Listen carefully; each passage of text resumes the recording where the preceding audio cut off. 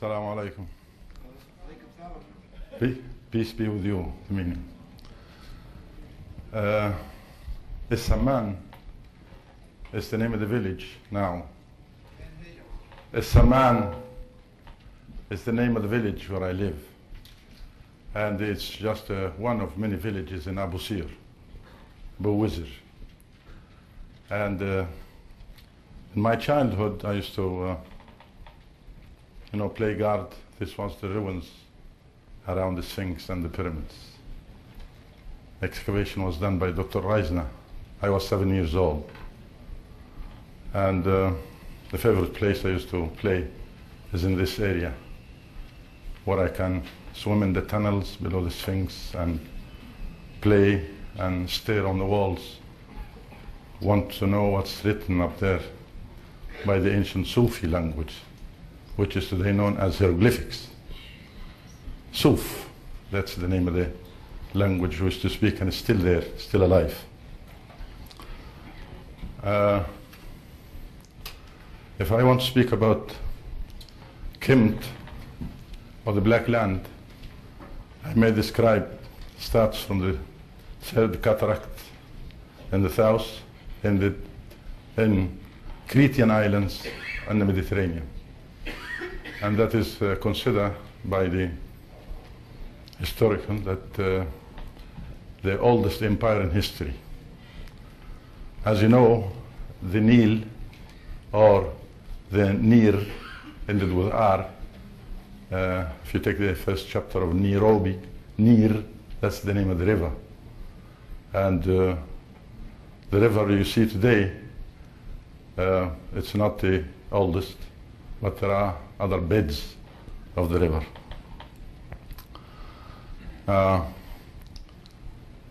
I'm coming here to speak about the Kemet and the pyramids, as I've been told. And I want to say that the pyramid is a Greek name. The meaning is what stands on the horizon. But as my friend says that there are a lot of names, Perneter is the pyramid you're seeking to know about. There are Perneter, Per-Ba, that's the house of spirit, Per-Ka, and that's the tombs, and Per-A, and that's the place of the woman ruler, Per-A, which is the Greeks break it down into Pharaoh, Pharaoh. To go to the mythology at the site, which is matriarchal, we consider that the sky is the woman Nut in the day and Mut at night. The earth was Jib, and he is the earth god, God. I may draw here the Egyptian vision.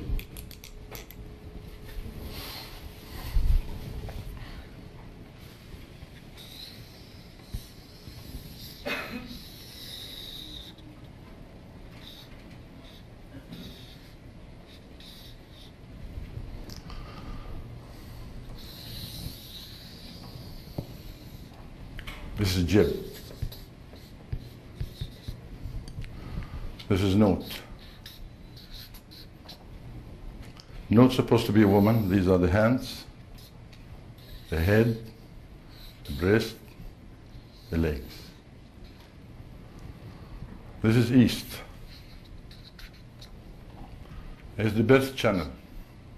First stage of the sun. It's known as sunbirth, pronounced Sarah.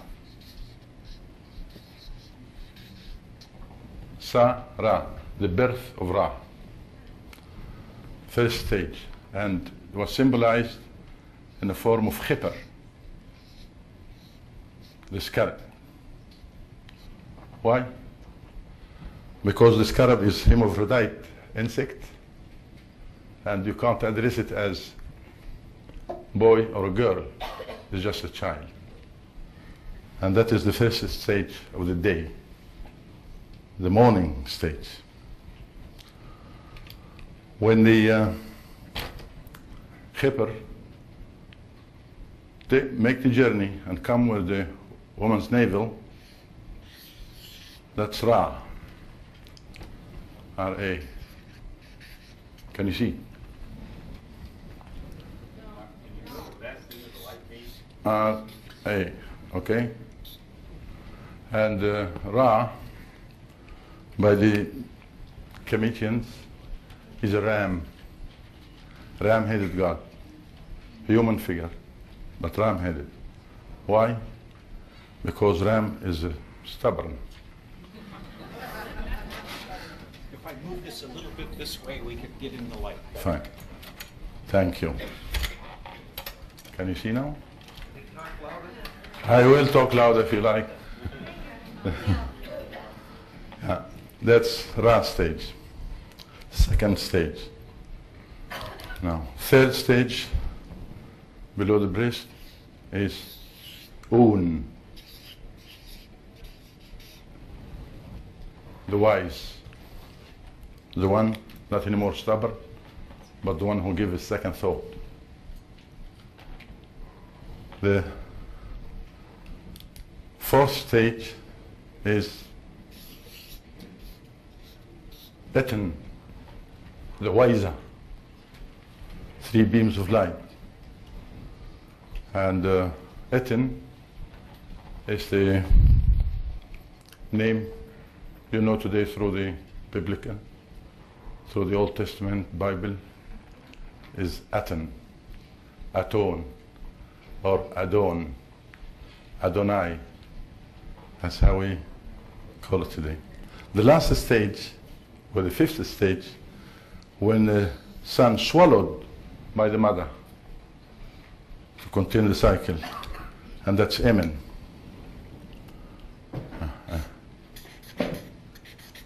Amen. Amen means, you can call it Amen, Amun, Amen, the same thing. And means the veiled, the hidden. Huh? So 5 stages makes the famous the star. Jib is the man.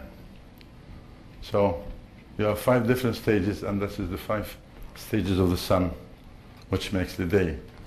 When the sun is swallowed by Nut, she's not anymore Nut, she is Mut. Mut, that's woman goddess, and maybe the Greeks have used the same name with a different way of pronouncing. Mort, heaven, the morto. Yeah. So these are the 5 stages of the sun by the basis of the Egyptian mythology. In Am stage, where the Hanut begin to take care of what we call the death. We have no word the death in our language. We have westing, that he's heading to the west. There's no word the death. Of course, the word death is the duality to word life. So life and death is duality for being, or for this life and the other life. In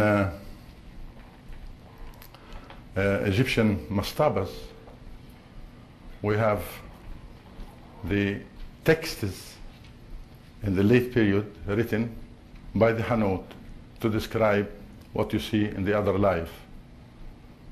And we know that to be prepared for other life, you have to pay part of the harvest. We know that the river flood once a year, so that means 1 crop a year. Almost half of this crop goes to the temple as an advance price for a decent burial, to be able to be resurrected. Resurrection is the basis of the other life in there. Got that?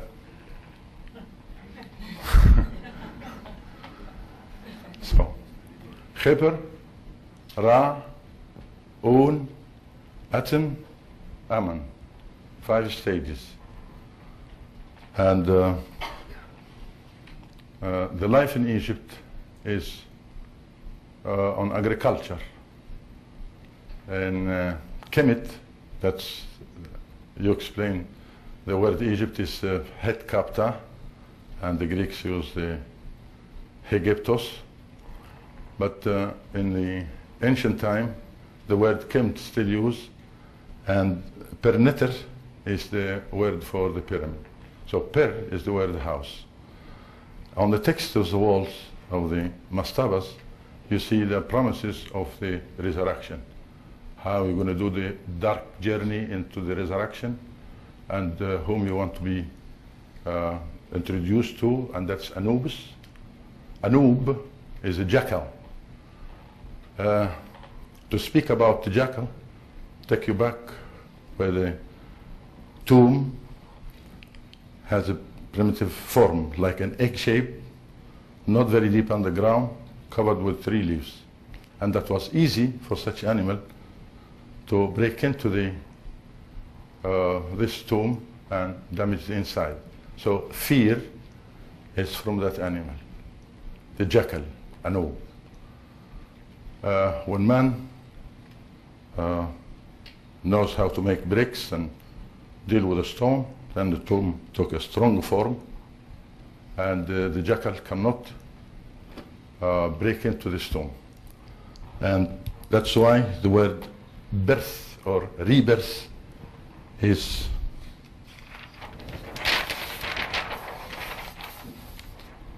it goes like this.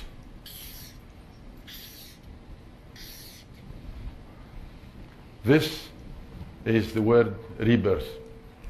You find it in all the titles of the what we call pharaohs, like Ra-Mesu, the rebirth of Ra. Ramses, it's not a name, it's just a title. I know that there are no names written on the walls of the tombs or temples, it's just titles related to the disk of the sun.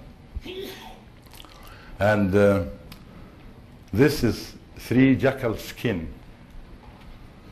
And here to confirm the death of Anubis. Jackal is dead, jackal is dead, jackal is dead, 3 times. Yeah, and that means no more fear. You will be protected by the Hanut to prepare you to the other side of the Buddha. Now, we know that the Khepr, it takes the form of the human skull, like that. These are the light opener, the eyes, and what you receive either go into either side of this. This is the consciousness side here, and this is the subconsciousness side. What we see, to absorb it, it's done. But if you don't, you receive it or save it in your subconsciousness side, that can be said. That's the Khepr, and it shows them. And of course, the word Khepr, it's an ancient Khemitian word, means the scarab. And the scarab is a driller, and it symbolizes the childhood or the birth of the sun. Yeah. Now, if we go back to Khepr, I say roughly 65,000 years. It's the stage of Khepr. And then 30,000, correct? And then 15,000, 12,000 years, yes. And then this is Eton, the stage of ripeness, ripehood. And there, it's from that time down to Amen. It's from 6,000 years BC till today. It's the cycle of coming to another side, coming back to the light, circling here. Uh, uh, the history of Egypt, or Kemet, it's taught by the Europeans, and I know that there are many confusing of looking at the names and the. I have list of names of pyramids here, which appear in this period here.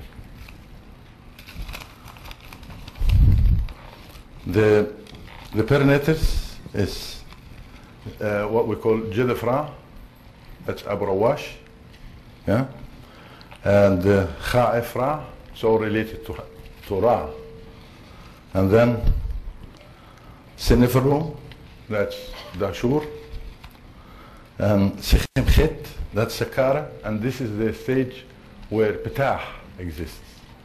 Ptah, you heard of Ptah, the blue-headed god? And there is another pyramid which is very rare who know about. It's a Trib, Tel Atrib, little north from Abu Rawash, about 7-8 kilometers to the north. And if we go to Abu Sir, there is Sahara, and then Abu Gharab. And of course, at Giza, the famous Great Pyramid of Khufu. So these names is the names we think is for pharaohs, but actually it is titles related to the stages of the sun. I have 63 names of pyramids. I can read it for you.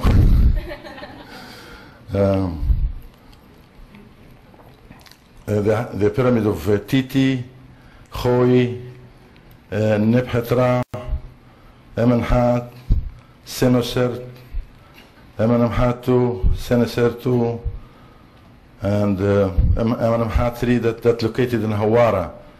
Hawara is a place at Fayoum. Fayoum is a semi-oasis about 80 kilometers south of Giza, southwest of Giza, and Khebreger, and the non-complete pyramid that has no name, and then there are pyramids in Mazghuna and Al-Koro and the mountains of Rakal and Nuri, that is way in the south, where Kush is, and Marwa pyramids, that is in the first cataract behind Aswan. Now, if I describe Kemet in the ancient days, it starts with two names. Aswan, and it's not the city name, it's the title to where the source of water, Aswan.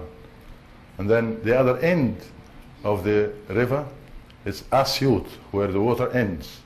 So you may see the word As is repeated here. Aswan, Asyut, Asgat. Yeah? And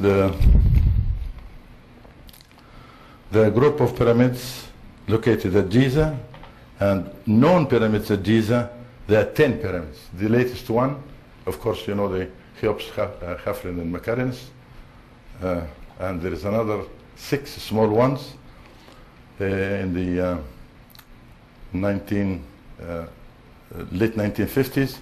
Dr. Salim Hassan found another pyramid known by his name, the fourth pyramid, it says. And then the Abu Sir pyramids, there are 5 from 5th dynasty, and the Saqqara pyramids, and there are 2 sections, the north of Saqqara and the south of Saqqara. And then the group of Dashur, we know the red pyramid and the pin pyramid. And then the other pyramid of rebels, you saw it with Stephen. And the pyramids of Mazghuna, and then the group of Mazghuna, they are 7, and another group of Lisht, and 4, and then the group of Maydum, they are 3, and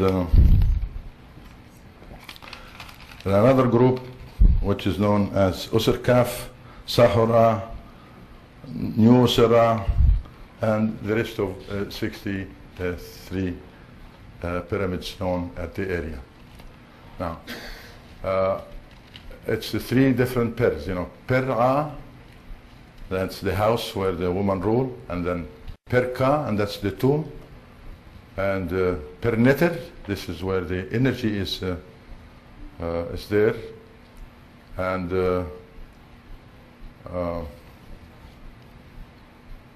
Per-Ka, Per-Ba, and that's the temples. Of course, temples, it's not the original name for the Per-Ba, but there are some pyramids are Per-Ba, and there are construction known as temples that you see in Luxor, like Karnak Temple, Phila Temple in Aswan, Abydos Temple of Osiris in Abydos, and a big number of temples all along the Nile.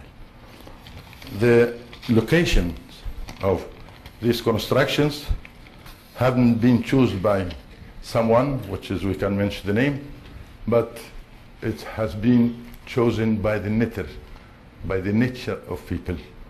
They walk to what they feel energy is, and they spend the time there. But later on, the Hanuts come and make not a fence, but a gate, like two columns, and this is where you go into the Per-Ba. And to go into the Per-Ba, you have to pay piece of bread, like toll, in, to drive through the roads. And this is how the temples of Egypt are considered as the richest constructions in the world by the people. The calendar of which is considered as the oldest calendar, it is based on the flood of the river. It's divided in 12, 30 times 12 makes 360, and that is the days of the year, except 5 uncounted days, and that is considered as the festival days, where everybody go into the temple and have the food of the temple, which is cooked food. The Kemetians live on the raw food all the year around, except in these festival 5 days. They go into the temple where they can do the initiation and have cooked food, wine, and beer. Yeah. In the temple of Philae, you can still see the building as alley, as a Sphinx alley, and then the big pylon. It's 2 towers connected as a door to go in, and then right behind the pylon comes the ramp, which is for public, for people. And further, you have another a smaller pylon for the other class of people, those who knows.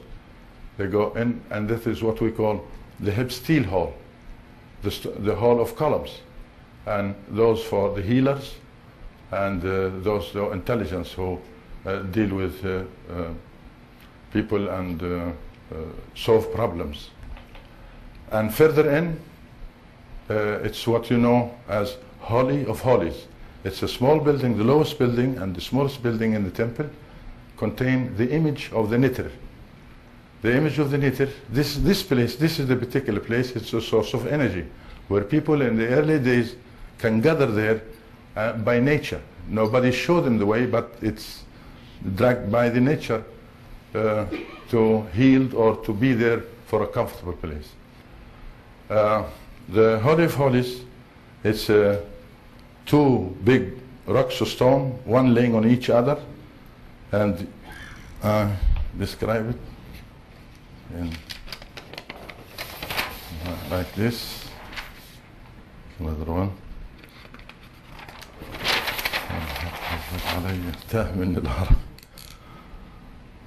If we take this line as the level of the ground, the one rock goes like this, another rock goes like this. So 2 rocks. In the center is the triangle, which the source of energy. The Hanuts come with a fence like this, and this is where you have to go in and do the initiation of energizing. Later on, more walls, and that is the hall of the columns, hip steel hall, the Greeks call it. And later, another one. Yeah, and that is where the main pylon here, decorated by two huge statues for the knitter, or for, you see, cartouches written on, related to the sun god. In front, the alley can be Sphinx alley or Ram alley, supposed to be 42, facing each other, and that is the symbol of the 42 tribes which makes Egypt. So that's how is the temple. This part is the Holy of Holies, and of course when you visit any temple today, you don't see these rocks because the ground grows, and this is already under the ground. But the Holy of Holies is the chapel where you see a teriad of 3 images of gods, and that's in Ammon, it is the Mut, Ammon, and Khons. Mut is the child, Ammon, and Mut. Like in Christianity, Father and Son and Holy Ghost is the same thing. It's where the Holy of Holies is. So that's the form of the temple in ancient Egypt, and there is nowhere the temple. This were inherited by others, non-Egyptians, non-Kemetians. So it's known as the Pirba. The Sphinx is one of these Pirbas. She's a woman. The oldest name, as far as I know, is Tifnut. Yeah, Tif is the word spit, and it symbolized the goddess of the sky on the earth, and it was in water, a big, huge, fresh water, and you still can see the walls of the ancient lake where our house is located. Yes, thank you. Shukran.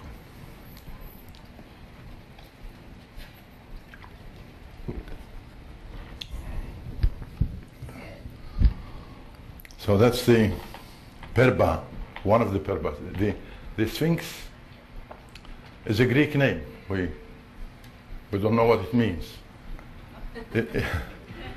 Even the Greeks, I asked a Greek scholar from Athens University, I say, what's the word the Greek? What's the word Sphinx mean? He say, it's a slang word, maybe like in America you say super.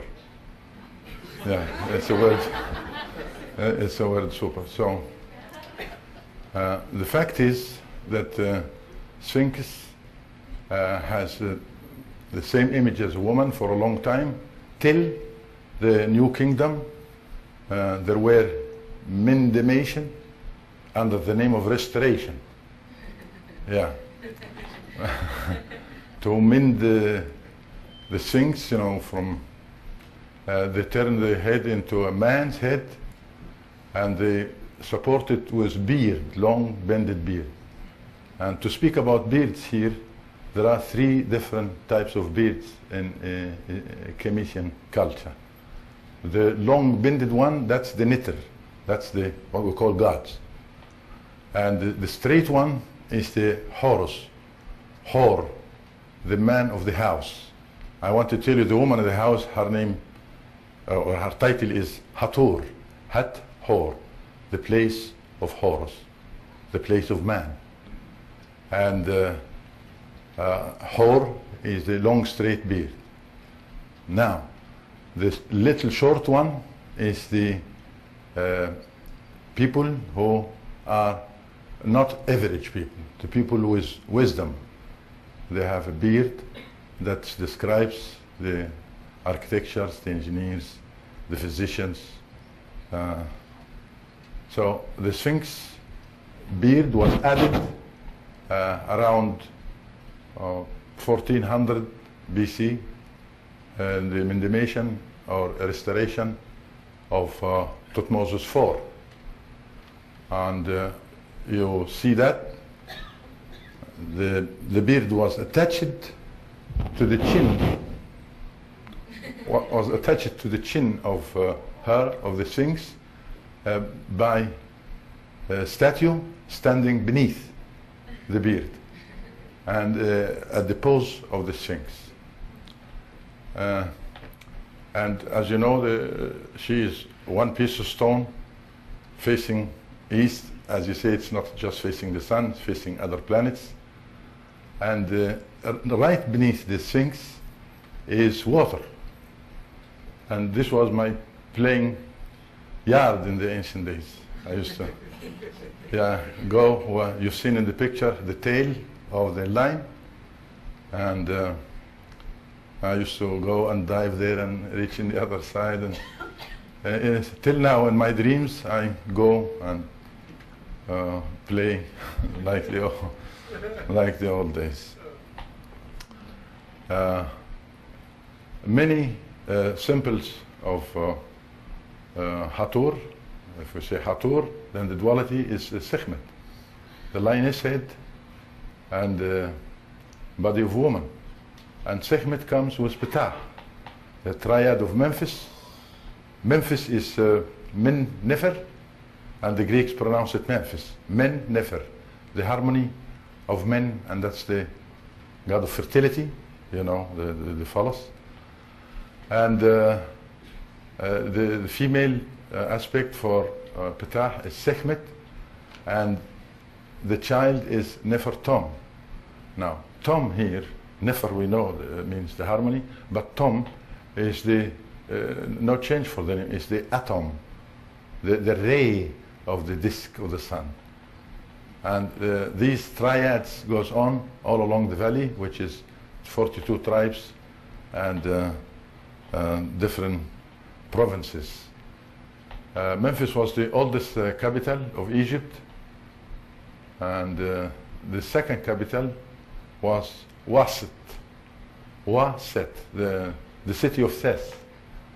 Now Seth make me speak about Osiris, the theory of Osiris and Isis, Seth and Nephthys.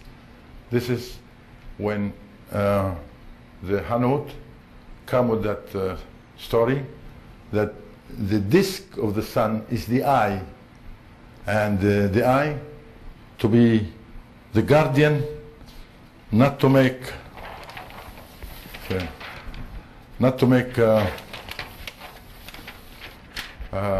Nut comes to Jeb, otherwise something will happen, the change. And that has happened in the myth of the Egyptian mythology. 4 children, 2 girls and 2 boys.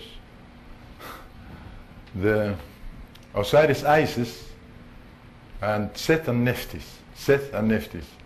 Once was Seth and Nephthys the good guy in Egyptian myth in the very ancient days, 15,000, maybe 20,000.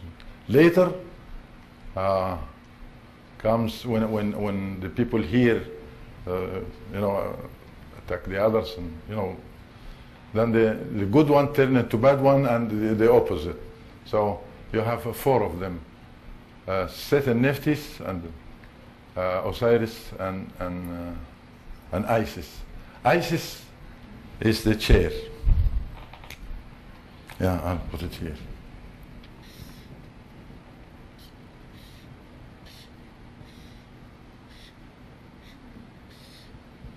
That's Isis. And you see this on a woman figure on the head. This is the woman of the house. And when man begin to write the language, the feminine T added into Izzet, that's to, and then another form is the egg. So that is the symbol of Isis, the woman of the house. And from Isis and Osiris comes Horus, and Hathor.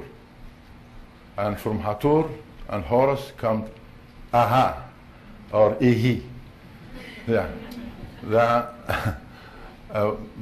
As 42 different tribes, there are 42 different symbols of knitters all along the valley. Help me, what? Tell me.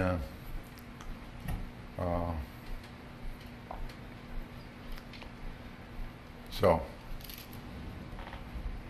Why is the line being شكرا.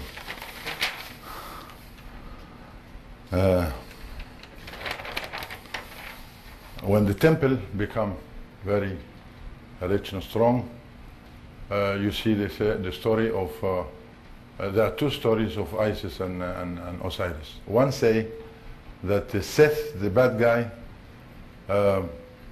murdered his brother, cut him in 42 pieces and throw him all over the valley. And the phallus was swallowed by a fish, and this fish is stated in a tribe in Nubia called the Metukis. And this fish, which is used afterwards as in Christianity as a symbol for Christianity, is swallowed by the fish, and the fish is with the Nubians and the Nubian tribe, the Metukis. The other story, for the same aspect, it says that Seth trapped his brother and making very fancy sarcophagus made of gold and inlaid with semi-precious stones, but it doesn't fit him. So gathering and say, thou who fits in this sarcophagus, it can be taken. So Osiris, he just go and lay in there, and he was trapped by putting the lid on and throw him in the Nile. And the Nile take the sarcophagus into the Mediterranean and landed somewhere in Phoenicia, and that's Lebanon. Yeah, you know, politically, the Commissions can say Lebanon is part of Commission land. It's a political. So when religion turns into politician, this is the result of today all over the world. I have much to say, but I don't know why. And I would like you to do this prayer with me, being spiritual. Please, everybody, say with me. After, take a deep breath. Exhale. Another one. Exhale. Another one. Exhale. Now say with me. The light surrounds me. The light surrounds me. The light comes through me. The light comes through me. I am the light. I am the light. Good. So it's good and it's done. So be it. Alhamdulillah. Questions now, if you like. Yes. I have a question. Yeah, go ahead. I want to know about. Okay.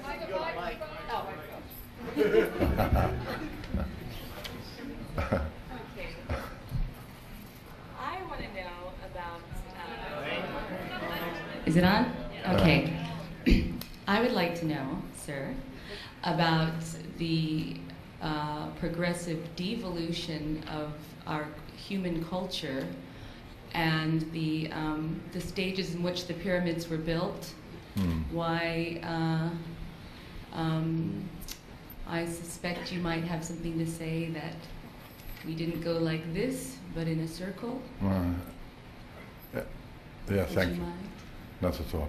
It's the evolution to complete the cycle. We know that the 5 stages of the sun starts with Khepr, Ra, On, Aten, and Amen, and then come back to the sun. Now we are in the state of the end of that, the evolution to come back to the light.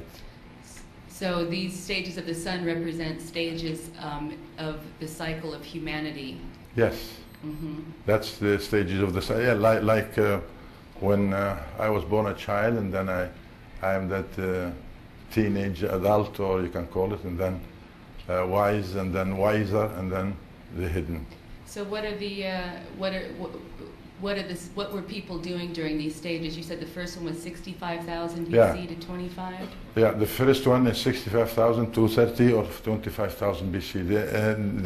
The years here based on calendar man-made, and or some genius sit up on the mountain and begin to count sunrise, and there is a year, 365 cycle of the sun, and it makes a year. And so it's from 65,000 to 25,000. It's from Khipper to Ra, and from Ra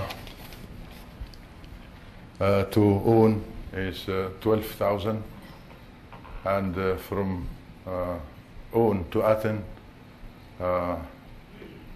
is 6,000, and from Aten to Ammon is the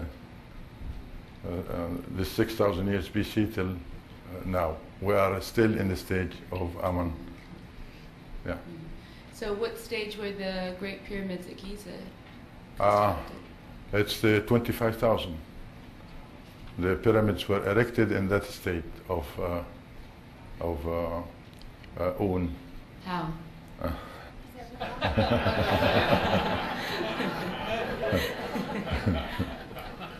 Yeah, thank you.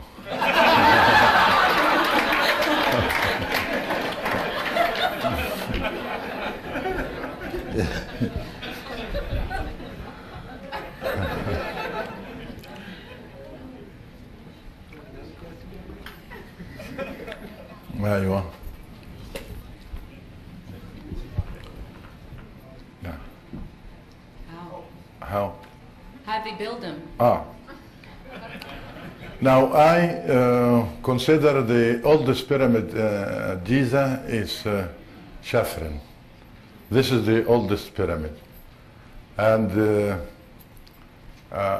if we walk around this pyramid, we see a tremendous size of blocks, and one put next to each other, and by weight, which is I measure it by walking on, see how many yards in the square, it comes as a conclusion of 175 tons.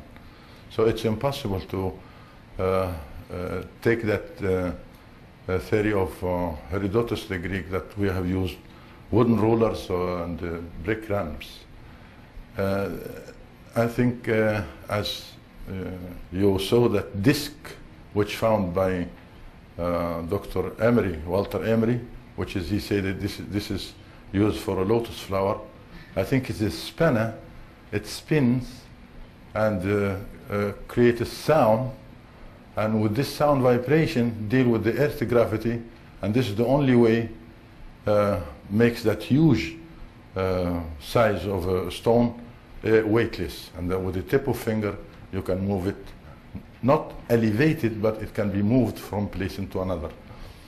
At the Egyptian Museum, this disc is still there, and next to it a mirror to double the power of the vibration of the sound to deal with the earth gravity.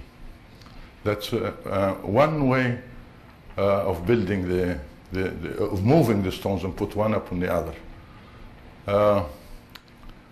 In my childhood, I climbed the pyramid, and when I'm up there at the top, which is, I don't know how did I make it. Yeah, the capstone. That's what they call capstone.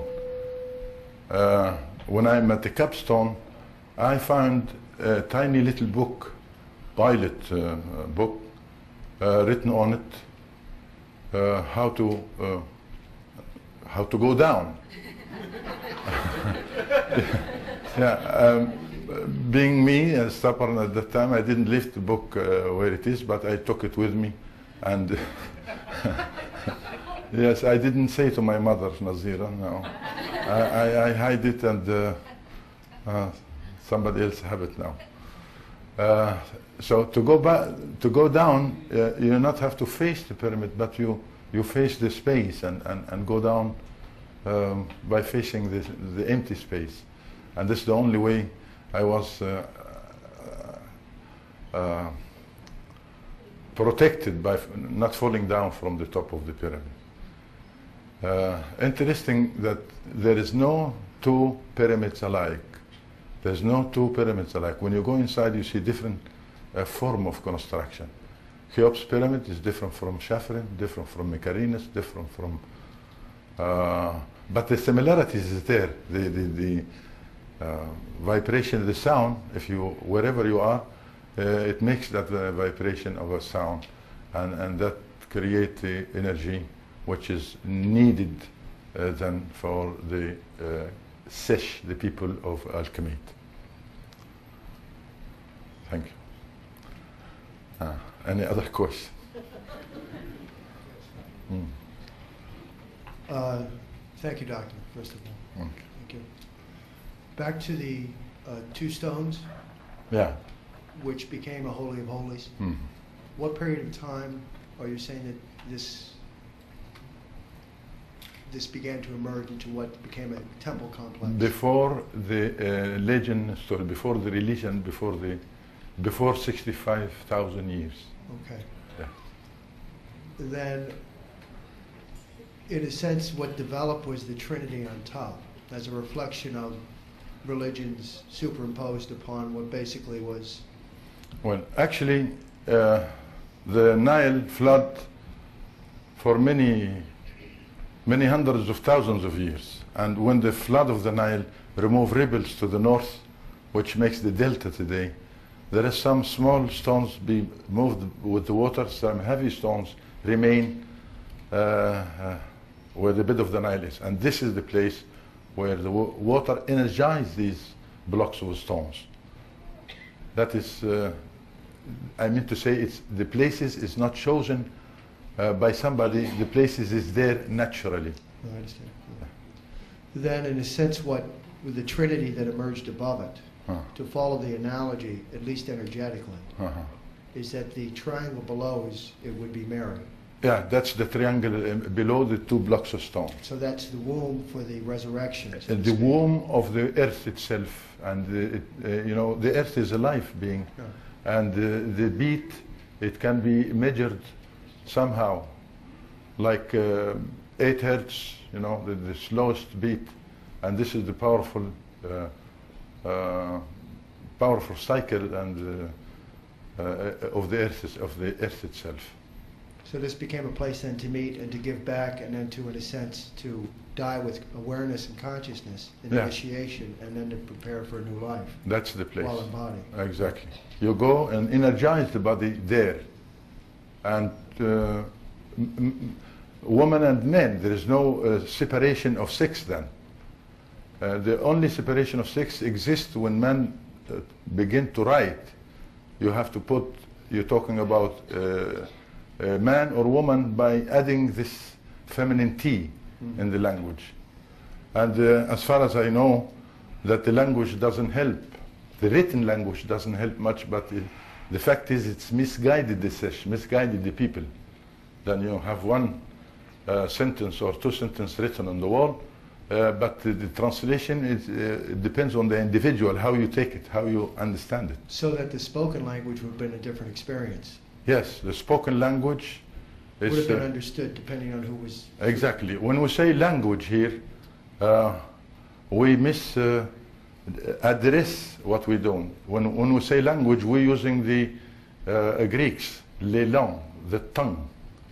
But actually, the language in the Kemetian mental is the vibration of the throat. If I'm talking to you, I'm using the vibration of my throat, reaches your hearing system, and that play with your chemical system, make you happy or other way. Understand. Yeah. So the 5 holy days then in a sense were days to pay homage to the 5 phases. No, this is collected in the harvest. This is little before the festivals. The 5 days of the festival comes right after the harvest season. We have 3 seasons, not 4. So the year was divided in 3 seasons. The main season is the harvest season, where part goes to the house, another part goes to the temple. And then you are content that you have done what you're supposed to do. Then you go as a guest of God in the temple, having the feast in the temple, like cooked food and beer and wine. Yeah, interesting that in the temple of Komombo, on the wall, you see people when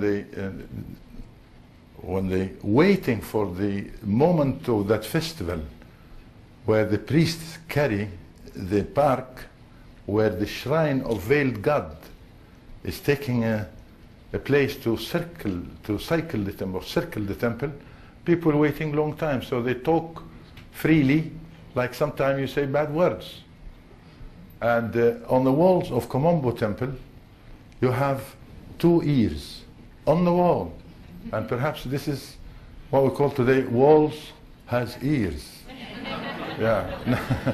So, like I've paid too much and, you know, something like complaining. If stones could hear. Right? Yes. Yeah, there is a little niche where the high priest is sitting there listening to the... That's a fact. Now, I want you to know that the walls of the temple of today, it is the latest wall built on the same spot.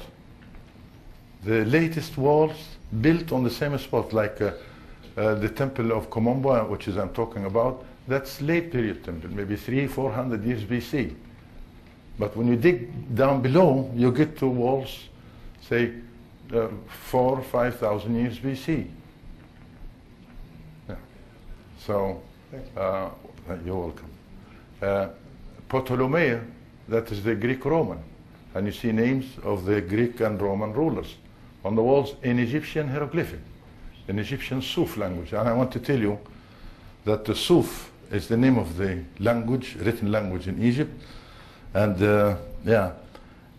you may hear the phrase here in the European world, you say, philosophies. Filio, the children of the Sufi, Filio Suf, the children or the people who take their education of Egypt or of Sufland. Thank you. Hello. Hello. I'm very delighted to meet the master of this living tradition that's I didn't know was living anymore, and I'd like to know more about how widespread is the practice of the ancient Cometian tradition, and what sort of practices are, devotional things are done by the people today there in Kemet. Well, the traditions never die, and it's still there. And it's alive in the language, which is we call the mother tongue. Like the prayers we say to the gods and where to face and how to do it. These are the traditions that are still alive, still exist. Maybe we've been Arabanized. I want to tell you that Arabs came to Egypt in the late 7th century, 652 AD. And today Egypt considered as one country of many Arab countries. No. Arab country, where the Arabs from is from the Arab Gulf. So you have Iraq and Israel, Palestine, Syria, Egypt, Sudan, North Africa. They addressed now as Arab countries, which they're not, they're different. But the ancient tradition is still there, and maybe they've been told to say it different way. Ya bit al-Rabb اللي في القلب في القلب. Meanings, oh house of God, what's in the heart is in the heart. Make me call you different name, but you are in my heart. That's one of the ancient traditions. Thank you. Yeah, you're welcome. Hello, Hakim. Hello. Could you? I understand that in ancient Kemet, what we know today is the Hebrews were there long before the Old Testament states they were there, and I understand you've told me that there are words that are Hebraic only that are not Cometian, that describe places and people in ancient Kemet. Could you just kind of share a couple of examples of that? Yes.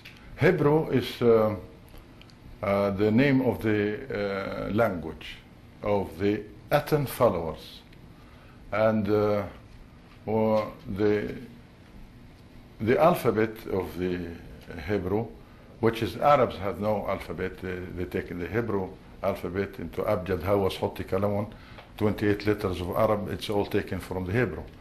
And when you see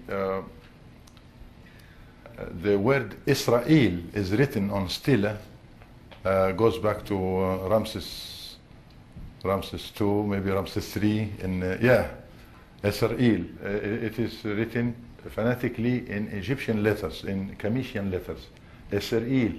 And of course, Israel means the slave of El. And El is a local god in a place called Ibla in the north of Syria. And that was the title to Jacob, when he went to Jerusalem, which is known then as Or Salim. There he was titled as Israel. So when I say Hebrews, I mean Judaism, Jewish. They are Egyptians. Moses is an Egyptian, isn't he? And in the Valley of the Nobles in Luxor, there is a place I would like to take you there under the name of Ramosa. Ramosa. Mosa is the birth of Ra. And this is in the 19th dynasty, and the figures on the walls are perfect up to now. And you see also the Canaanites and the people from that part, they're wearing different clothes, and they have beards, and there are 12 of them. And there they come for Ramosa as a love visit to Egypt. And this place still exists, and it's under the name of Ramosa at the Valley of the Nobles, west of Luxor. So it's there. Thank you. Thank you. Good evening. Good evening, my lady. It's a great pleasure to have you here this evening. Oh, it's my pleasure. I have a question concerning your understanding of the links between Osiris and the constellation Orion. Uh-huh. Some of the connections. Yes, I understand. Yeah. And I know that it's a very broad area in terms of ceremonial and some of the connections with the Great Pyramid.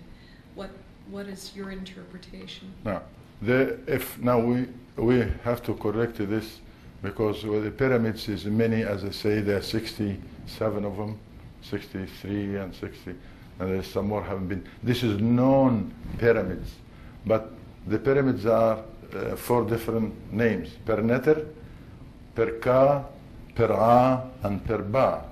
So which pyramid you mean? You can select.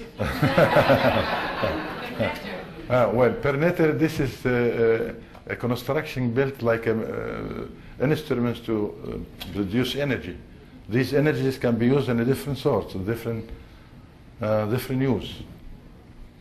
Yeah, that is, and this exists long time before the theory of Ptah and Osiris and Set and Nephthys. This is made by the Hanut.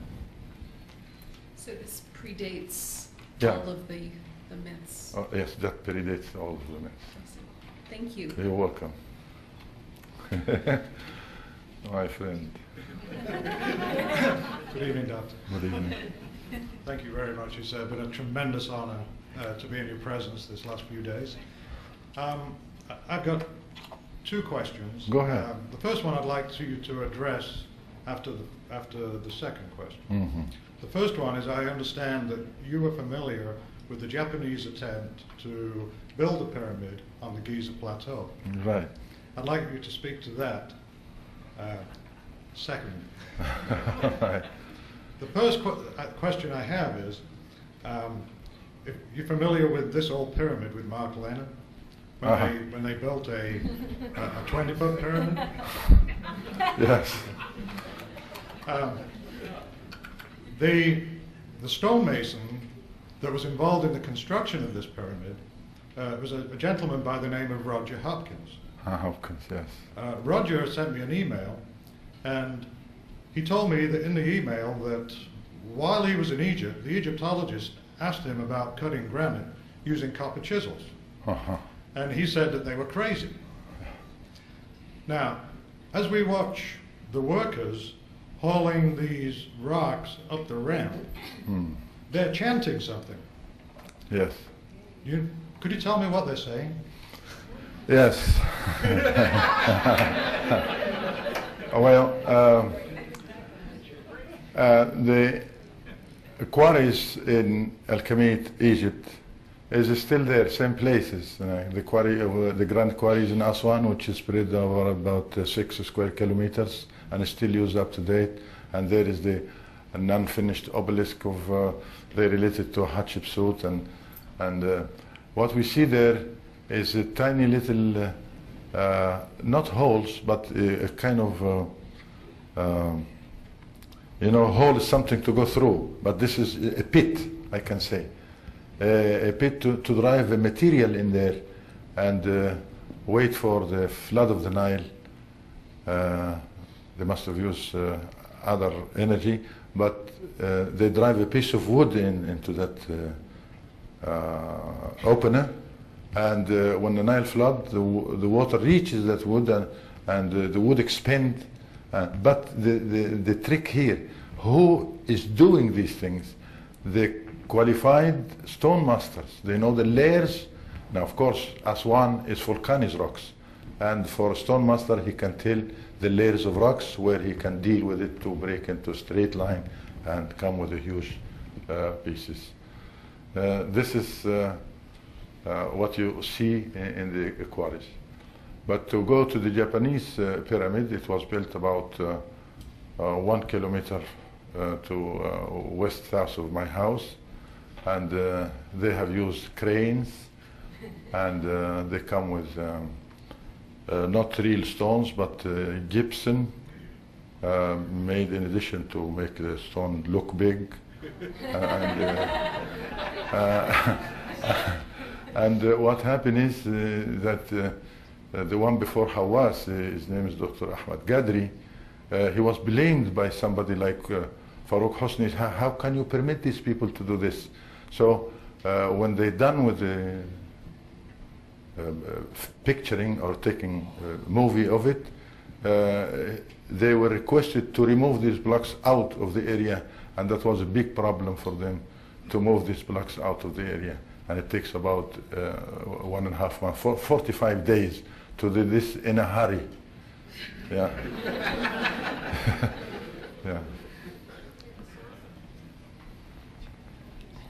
Thank you for coming also.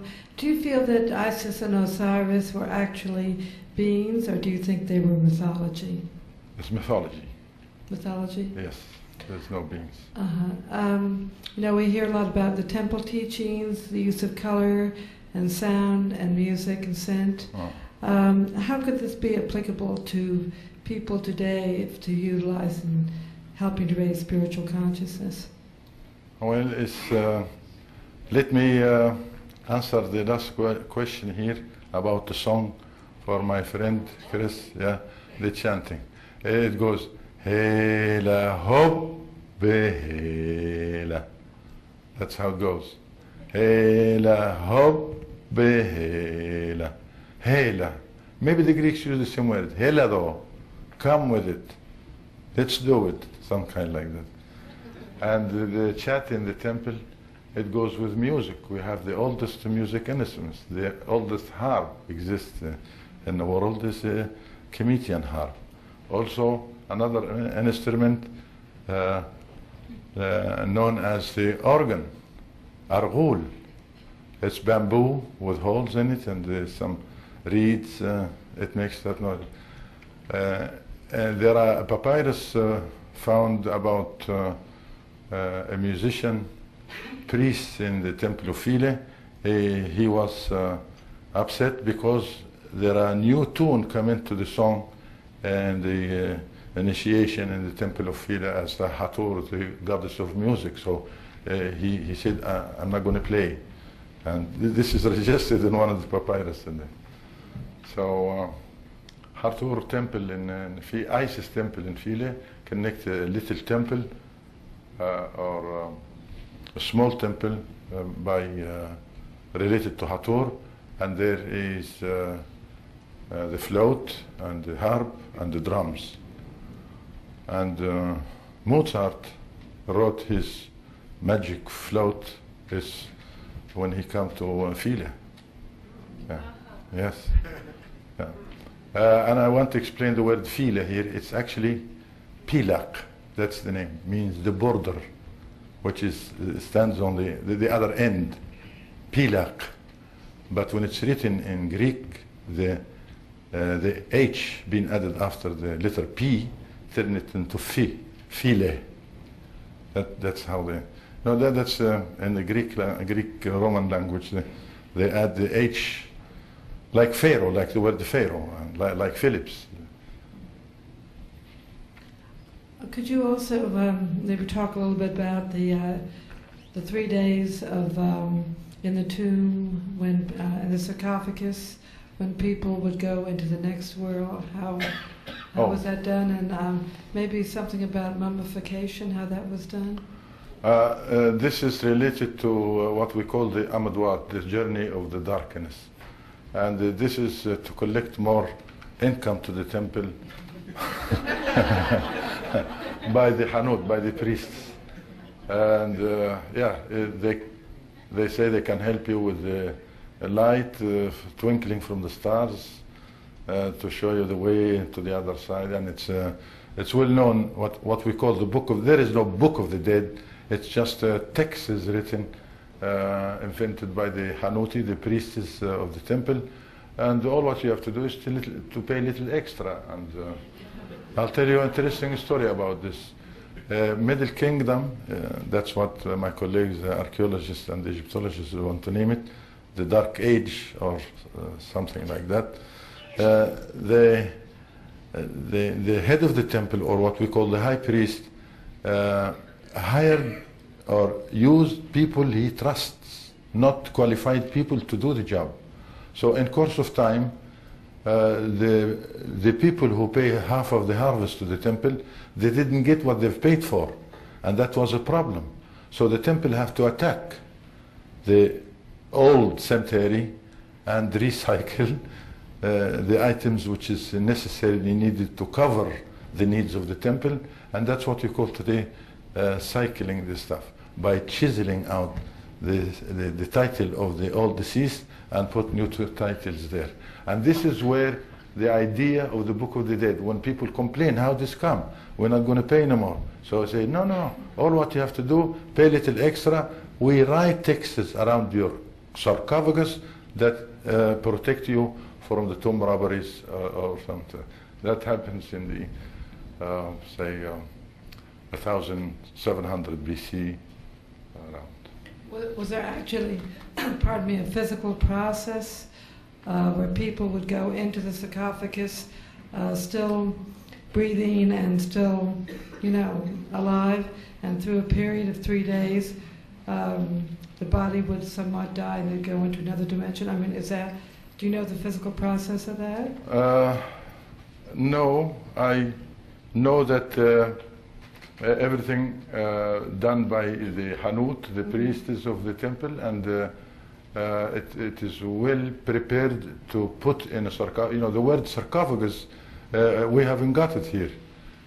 We just say perka, the house of the body. Sarcophagus is a Latin word or a Greek word, means the body eater, sarcophagus, and means the body eater. It eats the body, but Egyptians, because the atmosphere in Egypt permit the body remain in good conditions for ages. Mm. So the aim is to come back to life, like the disk of the sun. When it sits, it rises. It's the resurrection. In countries like moist countries like Asia, the theory switched into a reincarnation. You come back to life, but in a different form. I mean, you don't use the body. The body is done, like a vehicle, as you say, but it comes back in a butterfly or a frog or a crocodile. How do they do the mummification? Do you know? Mummification is a big operation. There are 3 sections in the mummification, 3 parts. It's 42 days. The mummy has to stay in the temple for 42 days. The first day encountered when the deceased transferred from the house into the temple, and the last day from the temple into the necropolis. So what's left is 40 days, and we still celebrate the mourning days as 40 days, Yom al-Arba'in, and that's the 40 days. The mummification operation is simple as you see it.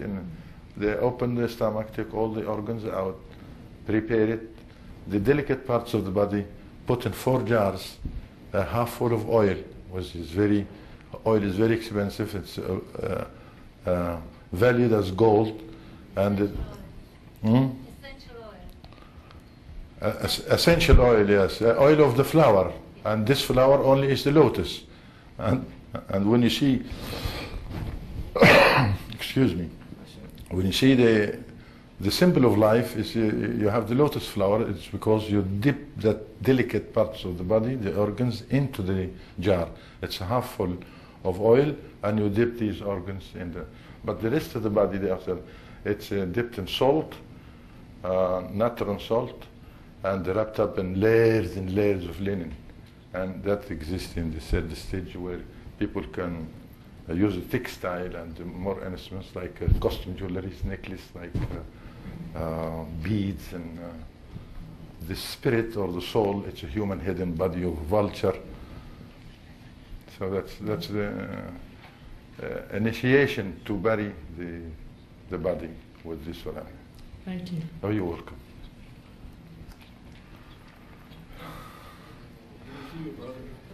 Thank you. This concerns my brother Arthur, who was a speaker at Giant Rock, a good friend of George Van Tassen. He pondered a riddle many times, and I don't know if he really got the answer, but he was pondering the question: the stone which the builders rejected has become the head of the corner. He wondered about that many times and talked with me about it. Do you have any ideas about that? What does it mean? What's it? The stone which the builders rejected has become the head of the corner. You mean the cornerstone? Well, I don't know what. Or the capstone? The capstone is the last stone added to the construction for what we call today pyramid. It's the one piece of stone comes the last part, the upper part of that construction, which is we call pyramid today. But why was the phrase used, the stone which the builders rejected? Why would it be rejected? Has become the head of the corner. Maybe this, I don't know exactly what you want to say, but if the cornerstone is rejected, that means your theory or your idea is rejected as a cornerstone. I see. Yeah, it become a phrase to use like, I didn't drink the milk or something like that. Good to see you here. Thank you, sir. Karina. Who built the pyramids? Who built the pyramids? Aywa. The people. And who are the people? The Sesh of Kemet. And what background would they be? The background of... What's their heritage? Are they African? Are they Mediterranean? They are blend. Right.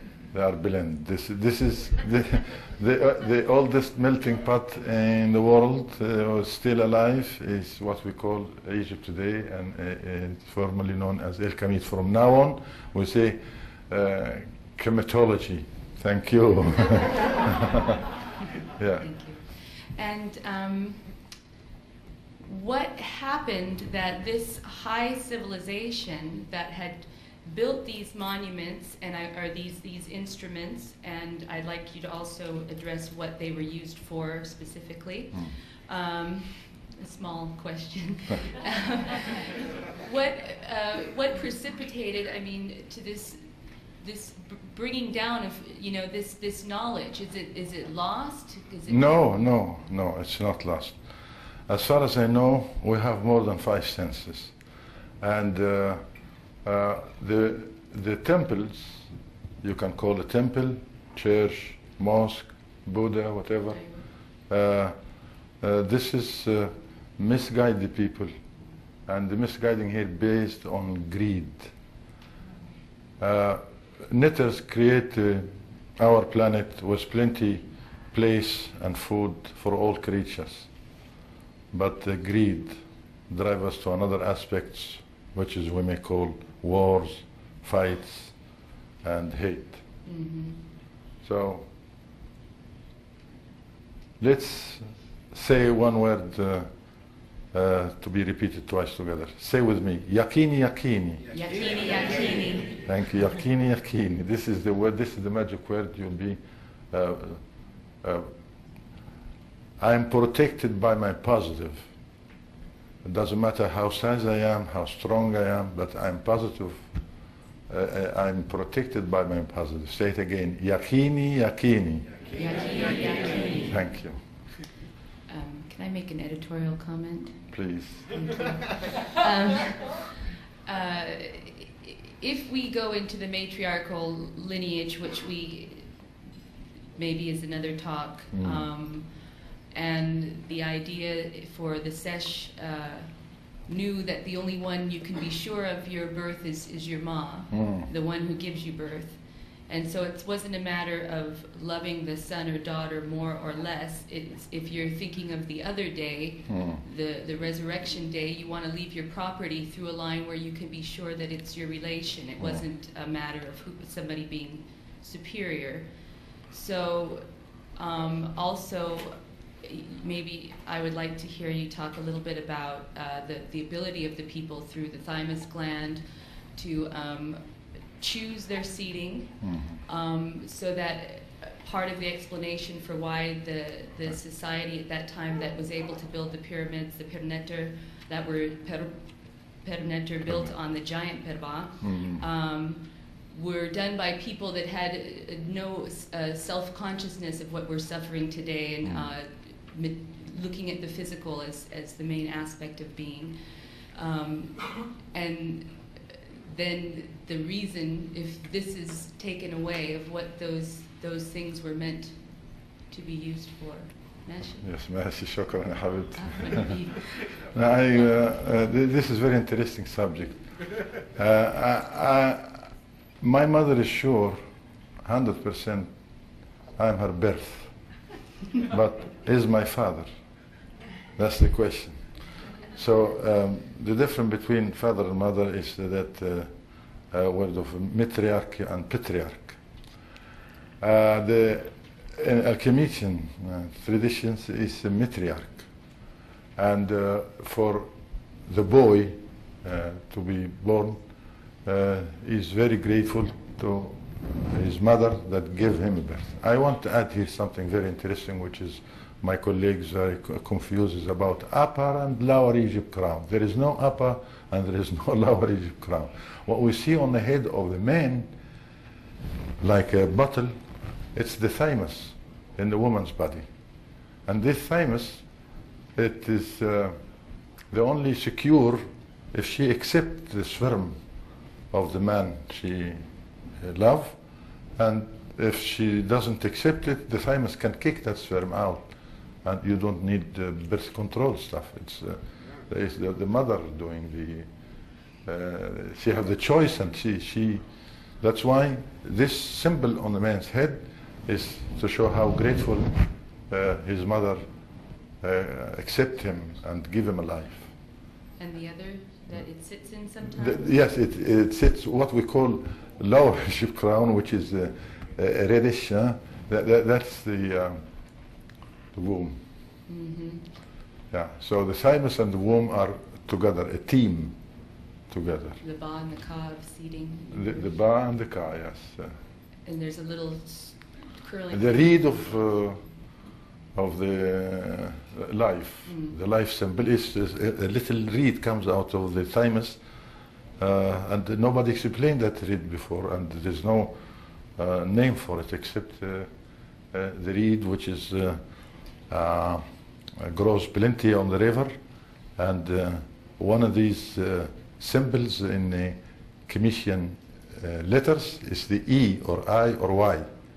It looks like a comb. So this is part of that read the symbol of life from the water. Why do the male Netru have bull tails? Thank you. All of them. Yeah, all, yes. Yeah, the fact is that the male are proud to be titled as the bull of his mother. I am the bull of my mother. So when men were killed, they related to the kilt built a bull tail. So he's honored to be the bull of mother, and proud of being the bull of his mother. And that's title for almost all the men you see there.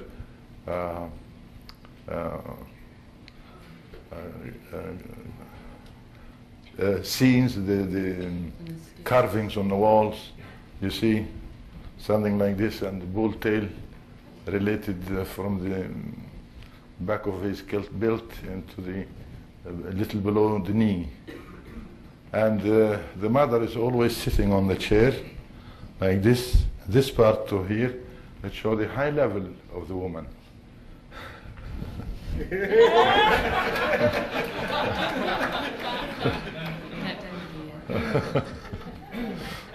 And what's the male symbol then that would be with that seat, that chair for the woman? The eye. She's the stationary place, the head of the house. The eye is the man who supports the house with wood. You know, wood in Egypt are very rare. So he's the... Why is it just an eye? Well, that's the main part used in the man is the eye, so for protection. Well, not protection of what, but it's just the vision can help. You know, I can see by my sense places located in the other side of the planet. And these senses we didn't lost. It's in us still, but it's shrink like muscles you don't use.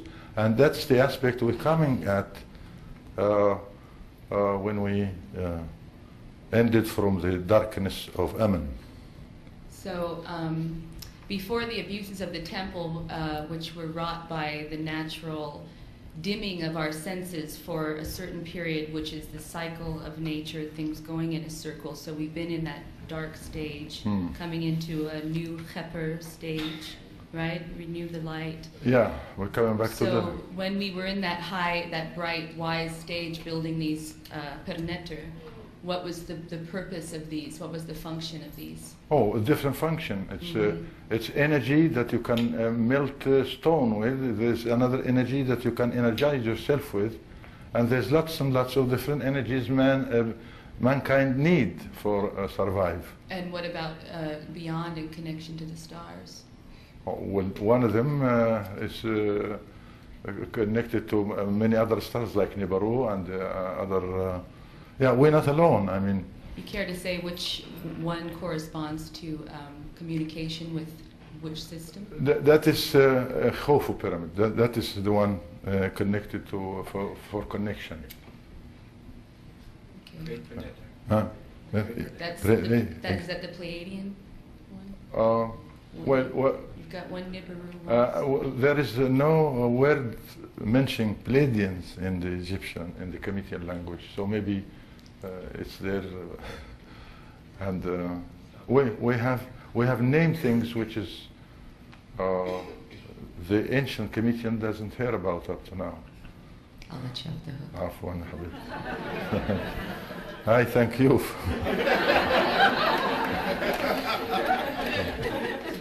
Thank you for being here. Thank you. Thank you. We've had people speaking about several different kinds of energy which might have been used to move the blocks: electromagnetic, ultrasonic, hydraulic. Do you have any thoughts on how the blocks might have been moved? I don't think the power which is alchemicians use to move the block, but to make it weightless, to deal with the what is a piece of rock, say, weight 280 tons? It's the gravity. So when we deal with the bisonic sound against the gravity of the earth, then you have this huge block of a stone weightless, and that's the only one. All what you have to do is just tip it with your finger the way you want to put it. And very interesting that when you look at the pyramid construction, you see huge blocks of stone stick together. You can't even drive a razor blade in there. So that's the only way to move the block and put the correct the situation of the block, and then switch this energy off, and it's there. It sits with its weight onto the gravity of the earth. So you're suggesting that it's predominantly ultrasonic, which allows you to create an anti-gravity? Yeah. And then are you saying also that the ultrasonic would be part of the drilling, such as Christopher Dunn discussed this morning? I believe that, and it's there. I mean, that's the only way my people in the ancient time deal with the weight of the stone, was creating such a vibration. Never mind where the vibrations come from. Like that disc we saw, it's a disc made of Chesterstone, and Chesterstone is the hardest stone you can get. And the main question is how to make such a piece. But this piece is made to spin. When it spins, it makes that sound, and this sound makes vibration, and the vibration deal with the gravity of the earth.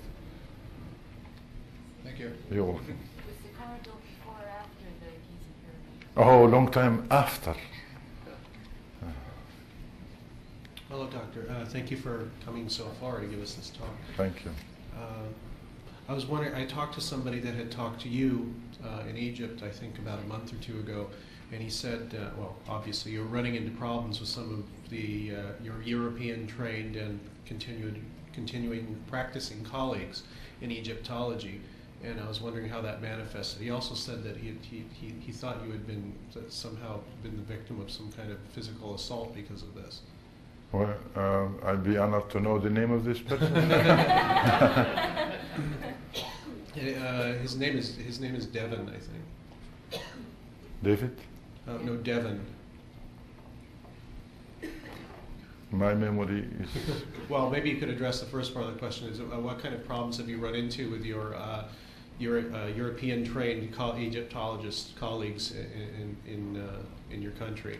And you know, what problems do they have with you, or do you have any kind of debate with them publicly? I myself have no problems with anybody, and I think you know, the system, sometimes system, wherever you are, in America or in Kemet, Egypt, or in China, the system always is the rock on the way. Which is, you need to be acrobat to cross this.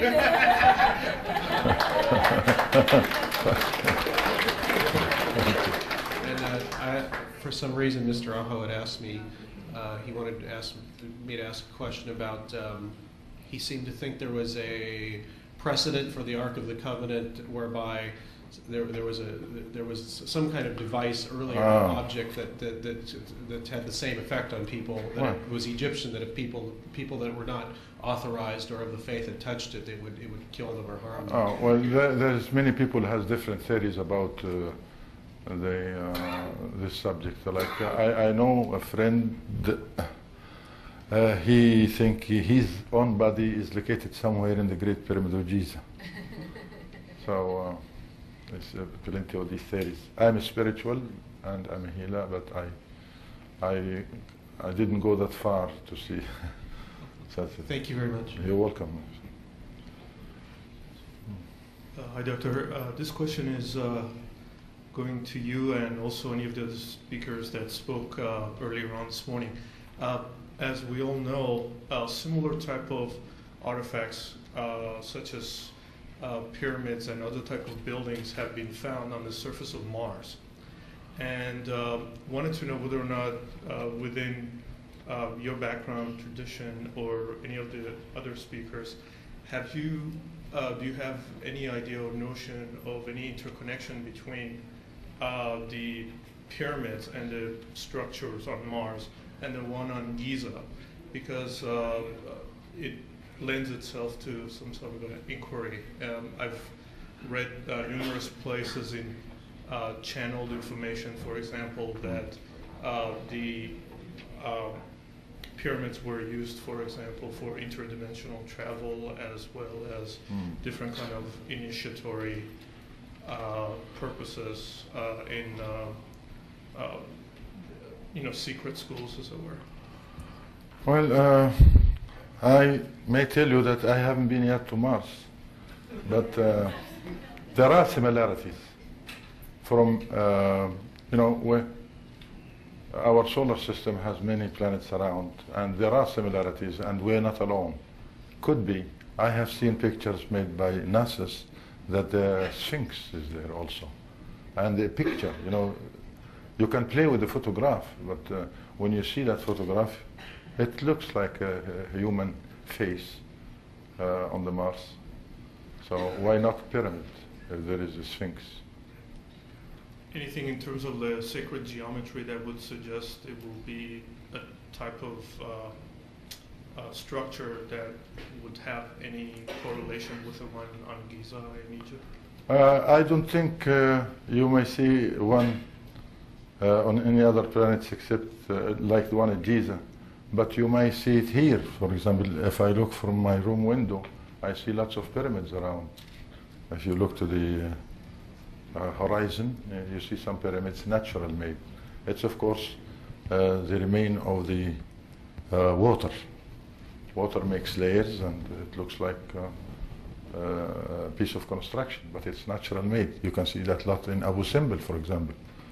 That is, Abu Simbel is a place located between Wadi Halfa and Aswan. There's many pyramids natural made like this. So why not on the Mars? Thank you. You're welcome. Hello. I want to join everyone in welcoming you and thanking you so much for sharing your wisdom with us. Thank you. You spoke of this life and the other life.